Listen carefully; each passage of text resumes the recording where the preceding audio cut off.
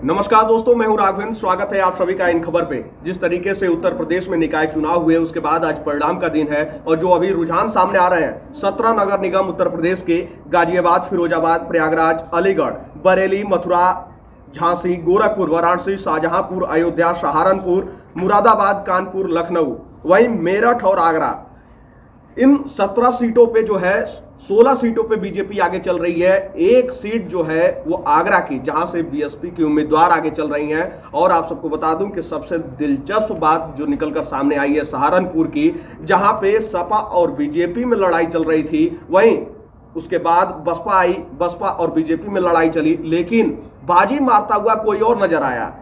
ठीक जैसे ही छठवें राउंड की काउंटिंग शुरू होती है, वहां पे एमआईएम का कैंडिडेट आगे निकल जाता है। सही सुना आपने, एमआईएम, ओवैसी की पार्टी एमआईएम जो है आगे निकलती हुई नजर आ रही है। और सबसे खास बात यह है, अब प्रयागराज जो उत्तर प्रदेश की हॉट सीट है, गोरखपुर, प्रयागराज, वाराणसी और इधर आ जाए तो कानपुर, मेरठ, आगरा, इन सब की बात की जाए तो प्रयागराज सबसे हॉट सीट मानी जा रही थी, क्योंकि बीजेपी ने अपना मेयर प्रत्याशी भी बदल दिया था। लेकिन मेयर प्रत्याशी बदलने का ज्यादा खामियाजा बीजेपी को तो भुगतना नहीं पड़ रहा है, क्योंकि वहां से बीजेपी अभी भी आगे चल रही है। लेकिन अगर नगर निगम वार्ड की बात की जाए तो कुल वार्ड की संख्या वहां पे 100 है, जो रुझान अभी निकलकर सामने आ रहा है। वहां पे बीजेपी मात्र 16 सीटों पे आगे चल रही है, तो वहीं सपा जो है 17 पे। और सबसे खास जगह प्रयागराज का चकिया वाला इलाका, जहां का अतीक रहने वाला था, वहां पे समाजवादी पार्टी आगे चल रही है।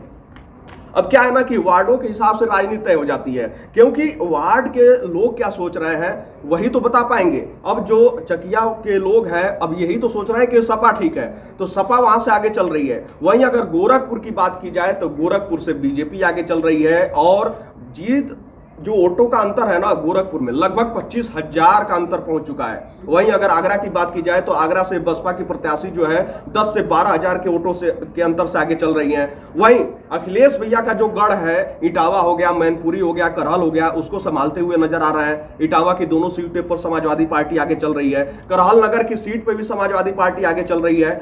वहीं सबसे बड़ी बात जो है निकलकर सामने आई मेरठ, जहां पे शुरुआती रुझान में समाजवादी पार्टी लगातार आगे चल रही थी, लेकिन अब जो है तख्ता पलट होता हुआ नजर आ रहा है। बीजेपी आगे हो गई है